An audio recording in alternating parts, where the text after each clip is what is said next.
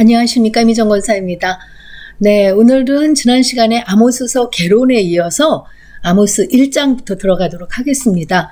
아모스 1장은 그 첫 부분에 아모스서가 언제 쓰여졌는지 정확한 그 시기를 기록한 다음에 이스라엘을 둘러싼 주변 국가들의 죄악상을 고발하는 것으로 시작하고 있는 것을 볼 수 있습니다.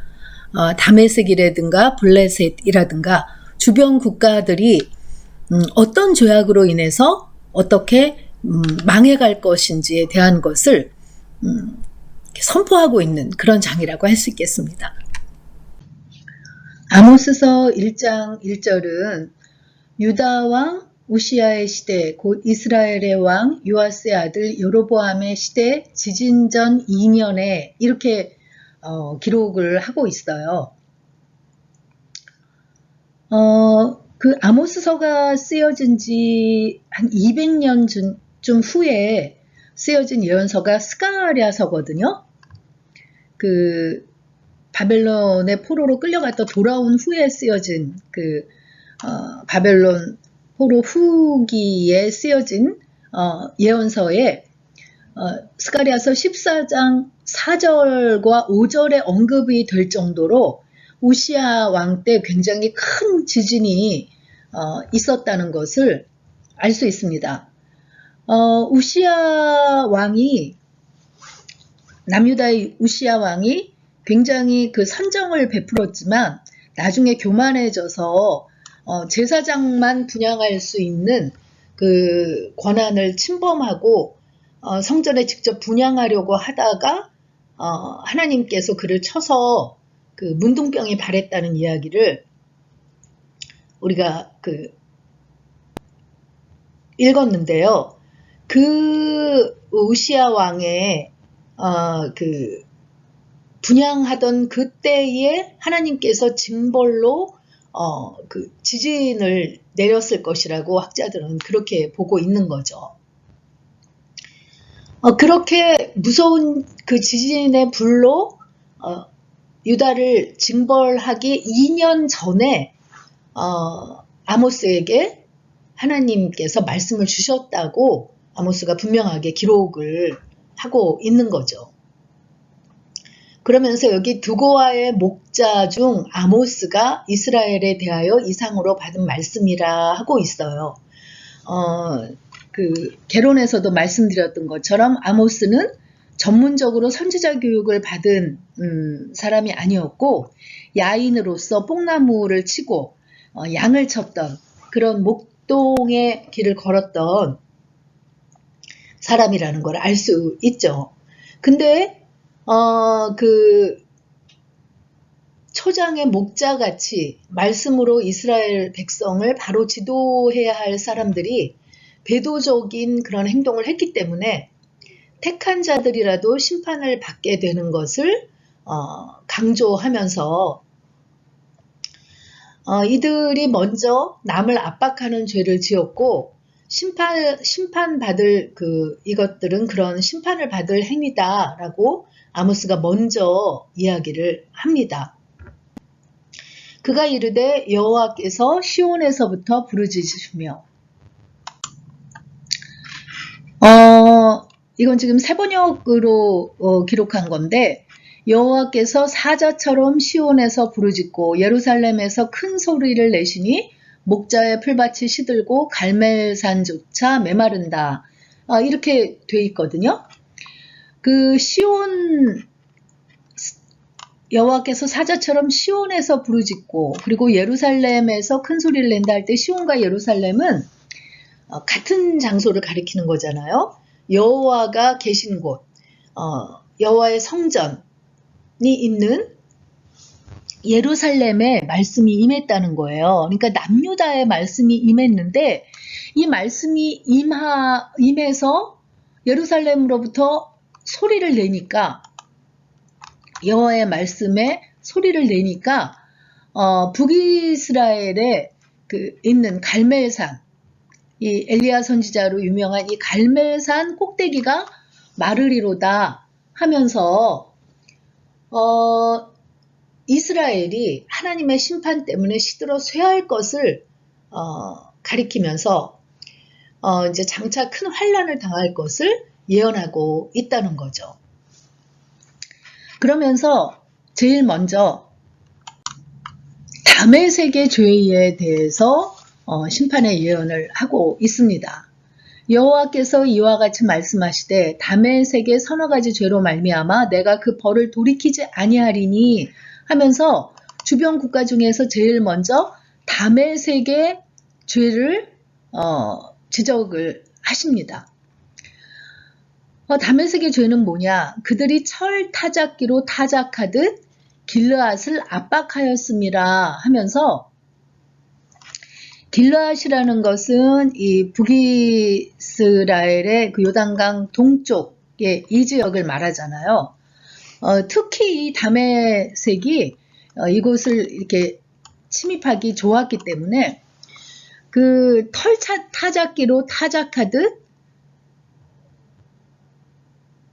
길르앗을 압박했다는 거예요. 이 길르앗은 그래도 이 팔레스타인 지역에서는 수목이 우거졌고 그 향료의 원산지로서 이렇게 변방에 있었기 때문에 외세의 침입이 굉장히 많았는데, 특히 아람의 하사엘과 그의 아들인 베나답 때 가장 심하게 이스라엘을 압제한 것이 우리가 열왕기하 13장에서 읽었어요. 그들은 단순히 이스라엘을 침략해서 괴롭힌 것이 아니고 매우 악랄한 방법으로 인간성을 말살했기 때문에 하나님의 진노를 받게 된다는 거죠. 철타작기라는 것은 쇠 도리깨 같은 것을 말하는데, 그걸로 타작하듯이 길르앗을 압박했다고 표현하고 있는데, 이것은 그 당시 이빨 달린 쇠 바퀴들을 가진 차를 만들어서 이것을 굴려서 집들을 부서뜨린 그것을 비유하고 있다고 이야기합니다. 이렇게 전쟁을 좋아하던 다메섹 아람 국가는 전쟁으로 인해서 황폐해지게 되고 왕조가 단절되는 형벌을 받게 됩니다.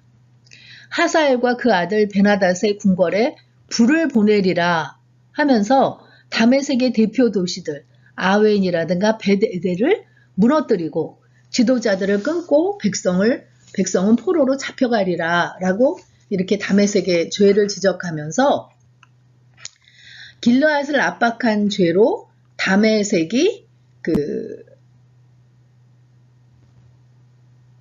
전쟁이 일어나고 백성이 포로로 잡혀갈 것을 예언했는데, 실제로 이 예언은 아모스가 예언한 30년가량 후인 BC 732년경에 아수르의 디글랏 빌레셀 3세의 정복전쟁으로 인해서 전쟁이 일어나고 포로로 잡혀감으로써 이 예언이 그대로 성취된 것을 볼 수 있습니다. 이어서 다메섹에 이어서 블레셋의 죄에 대해서 이야기를 합니다. 여호와께서 이와 같이 말씀하시되 가사의 서너 가지 죄로 말미암아 내가 그 벌을 돌이키지 아니하리니 하고 있는데, 가사는 블레셋의 5 성읍 아스글론, 에스돗, 에그롯, 가사, 가드 이 성읍 중에서 지금 대표적인 성읍으로 가사를 언급하고 있는 거죠. 근데 그들의 죄는 무엇이었냐? 이는 그들이 모든 사로잡은 자를 끌어 에돔에 넘겼습니다. 이렇게 인신매매를 했다는 거예요. 그들이 그 사로잡힌 자를 에돔에 팔아 넘겼다는 거죠.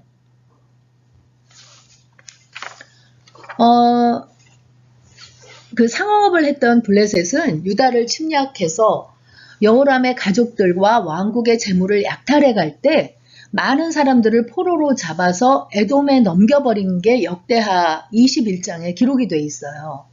그리고 사네립이 유다를 침공했을 때도 블레셋으로 피난 간 사람들을 또 헬라인에게 팔아 넘긴 것이 요엘서에 또 기록이 되어 있습니다. 그러니까 블레셋의 죄악이다 하면 대표적인 것을 인신매매로 본다는 거죠. 하나님 나라의 백성을 적국인 에돔에 팔아넘긴 것은 용서받을 수 없는 죄라고 하나님께서 보시고 큰 심판을 이야기하고 있는데, 이 예언은 우시야 왕과 히스기야 왕 때 블레셋이 크게 파괴돼서 결국 애굽, 바벨론, 헬라의 침입을 받게 되는 그 예언의 실현을 보게 됩니다. 그리고 9절과 10절은 두로의 심판에 대해서 이야기하고 있어요.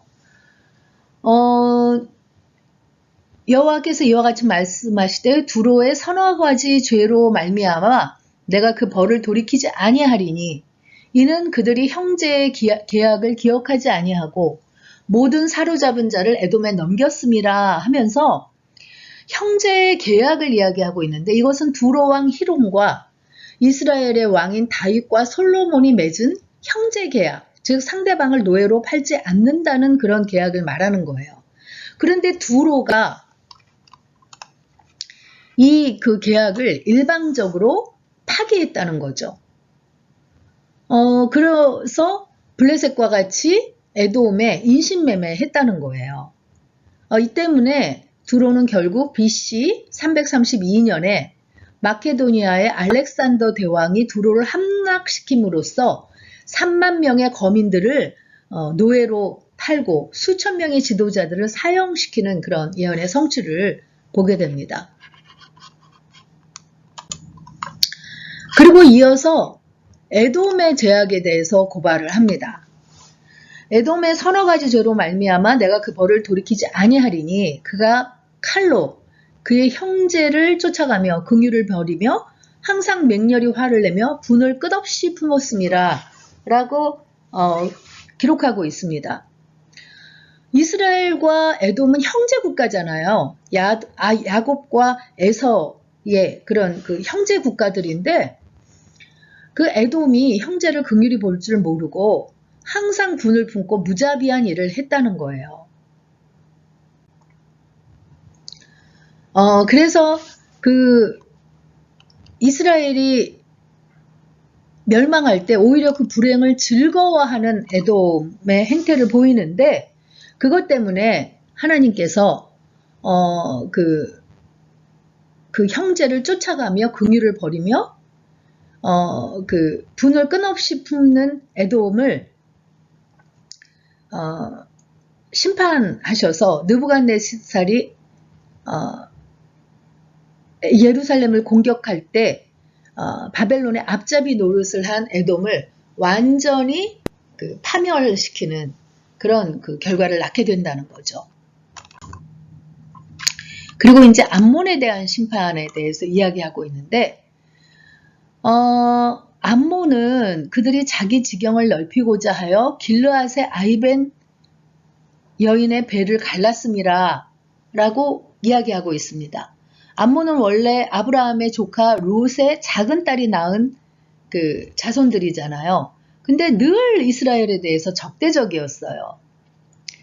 그래서 결국 영토 확장에 대한 지나친 욕심으로 이스라엘의 그 북부인 아람과 그 동맹을 맺고 이스라엘을 침공해서 비인도적인 만행을 저질렀다는 거죠. 결국 이들 역시 하나님의 심판으로 BC 580년경에 바벨론의 느부갓네살에 의해서 멸망당하고 마는 그런 예언의 실현을 보게 됩니다. 내가 랍바성에 불을 놓아 그 궁궐들을 사르되, 이 랍바가 암몬의 수도거든요. 하나님은 사랑이시지만 형제에게 사랑을 베풀지 않고 고의적으로 이런 행동을 하는 자는 반드시 심판을 받게 된다는 것을 가르치고 있는 것입니다. 이 그 아모스가 심판을 선포한 다메섹이라든가 블레셋이라든가 두로, 또 에돔, 암몬, 이런 나라들은 이스라엘과 인접해 있으면서 다윗 때는 다 그 다윗에 의해서 정복된 나라들인데, 이스라엘이 소란한 틈을 타서 모두 독립한 그런 특징들을 가지고 있습니다. 그런데 아모스는 이런 주변 국가들이 틈만 나면 이스라엘을 침략하고 살인과 약탈을 일삼는 것에 대해서 하나님이 심판하실 것이라고 이야기한다는 거죠. 하나님께서 전 인류를 구원하기 위해서 유일한 도구로 선택된 나라가 이스라엘인데 그 이스라엘을 괴롭히는 주변 국가들의 죄를 크게 보신 것에 대해서 이야기를 하고 있습니다. 하나님 나라를 괴롭히는 주변 국가들은 영적으로 보면 사단의 도구라고 할 수 있죠. 그래서 이 주변 국가들에 대한 심판의 선포는 하나님의 통치를 거역한 대가를 받는 주변 국가들의 배후에 있는 사단이 심판을 받는 것과도 같은 의미를 가지고 있다는 것을 알 수가 있습니다. 오늘의 묵상 포인트는요, 이렇게 주변 국가들에 대한 심판을 선포하시는 아모스서 1장을 읽으면서 세계 역사의 주관자이신 하나님이 우리 삶의 주인이라는 사실을 묵상해 봅시다 하는 것입니다. 세계의 역사가 힘의 논리로 돌아가는 것 같지만 결국 그 모든 것이 하나님의 주관하에 이루어져 가고 있다는 것을 묵상하면서 아모스서 1장 읽고 마치도록 하겠습니다.